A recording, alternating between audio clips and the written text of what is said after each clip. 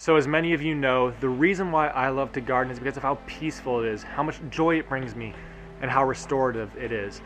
But as we can see, it's a little bit cold out here right now and the garden is covered in snow. So I don't want to spend too much time out here. And so what I want to walk through today is how to bring all of that mindful gardening magic inside so that you can be experiencing it 12 months per year with your very own seed starting station.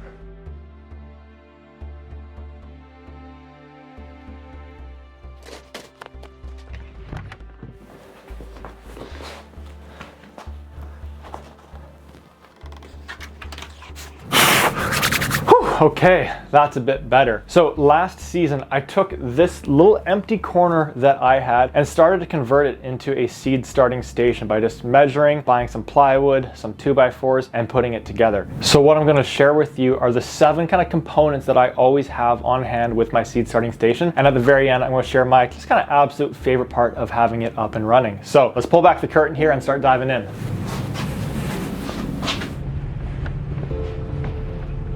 So the first component that I always like to have on hand with my seed starting station is going to be a bit of a surprise, and that is because it is incense. Nothing to do with seed starting whatsoever, but it's something that I love to have on hand because for me it serves as a little bit of like a circuit or pattern break from the running around that I'd be doing in my day-to-day life. So I always like to have it on hand, light a little bit when I get started, whether that is with starting some seeds or just when I'm coming down to do a little bit of watering, checking in, inspecting the plants, seeing how they're doing. Really nice way for me to be able to slow down, come into the present moment, pay attention to the plants, and experience that peacefulness, that joy, that restoration that comes with mindful gardening. So the second component to my seed starting station is a really good high quality grow light and a grow light stand. And so we actually just put together a video where we go through 4 different grow light stand setups so that you can find one that will work perfect for your space, however big or small it might be. And then in terms of the grow light, it just helps your plants thrive so much more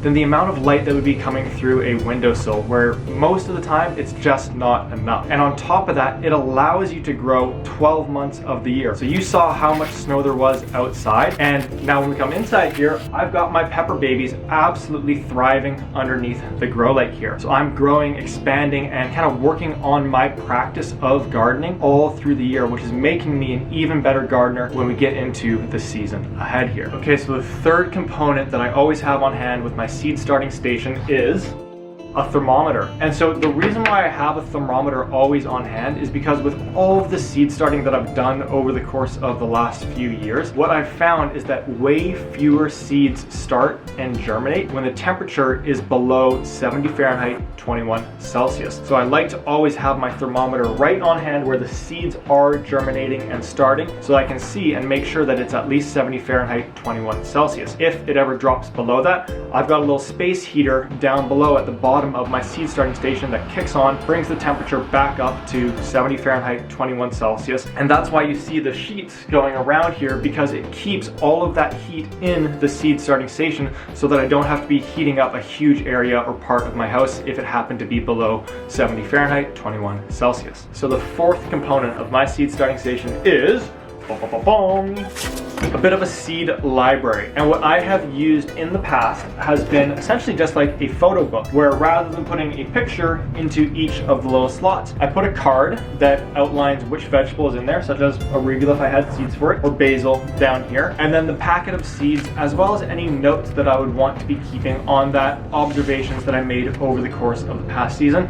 Just a really nice way to keep everything a little bit organized and keeping me on top of which seeds do I have on hand and which ones am I needing to replace by more of for the season ahead. Now I know on top of that a lot of other gardeners, they use something like an arts and crafts box from a store such as Michael's, where there's a ton of different little compartments that you'd be able to put seeds into, and once again stay on top of which seeds do you have and which ones are you needing to replenish. Now for myself, take a look at this. So these are all seeds, and this is just one of the boxes of seeds that I have from West Coast Seeds.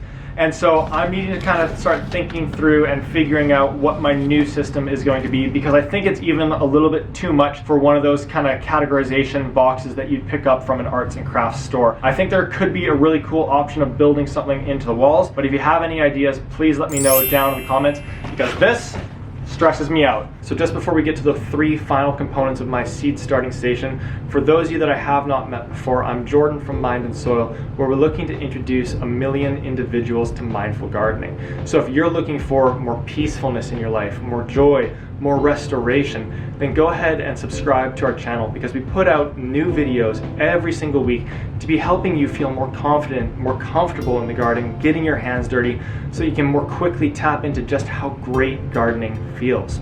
So with that being said, let's continue along. And the 5th component that I like to always have on hand with my seed starting station is my garden journal. And this is something that I didn't do a great job of utilizing last year, and I'm kind of paying for it at this point. And so my recommendation with your gardening journal is to use it as a place to keep your notes and your observations over the course of the season, both in terms of what grew well, what didn't grow well, but also what did you love to grow? What brought you a ton of joy? What were the highlights of the season? What were the lowlights of the season? And the reason why I share that this has been a bit of a challenge for me is because last year I had an amazing harvest and a huge bounty coming out of the garden, which meant that I had to start preserving it. But what I did was that I didn't write down any of the recipes that I used and kind of which days I used them on. So I've got some pickled cucumbers that I absolutely love and others that I don't enjoy so much, and I can't recall which recipe I used for the ones that I loved. So over this coming season, I am going to be using my gardening journal a ton, primarily around recipes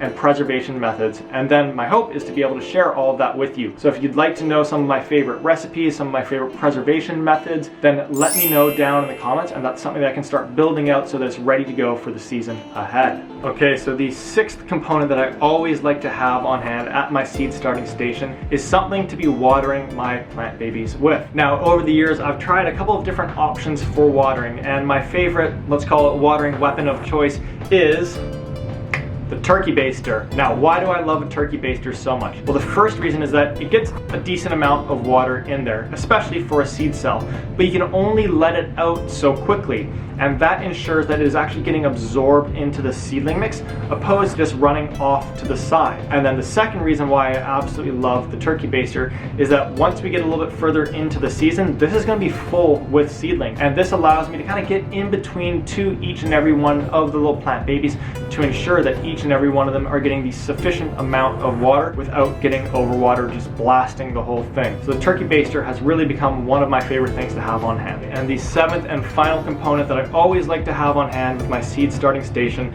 is just a bag or 2 of seedling mix. And so I like to always have a few bags of our worm casting seedling mix on hand in case I'm ever just feeling the urge to start out some new seeds, if there's maybe a new trial or a little experiment that I want to run, or if I just want to top up the pepper babies with some new fresh seedling mix that's full of nutrients and microbes. So having that on hand is really nice, and I'd say that's a little bit of a theme when it comes to the 7 components of my seed starting station, is that I like to kind of have everything on hand so I can just be present in enjoying the area, my time in the garden, rather than running around my garage outside trying to figure out and remember where all the different pieces are. So really think about your seed starting station as an extension of your garden sanctuary outside, where you're able to get your mindful gardening in. And just before we take off, my absolute favorite part of the seed starting station is that moment where that plant baby breaks through the surface for the very first time and puts out its very first set of leaves. So if you haven't experienced that before, I really encourage you this season to set up a seed starting station so you can have that really magical and amazing moment of your own. So that's everything that I wanted to cover off on when it came to my seed starting station. I would absolutely love to hear if there's anything that you keep on hand, so please let me know about that down in the comments below. And I can't wait to catch you on the next one. Go get those hands dirty.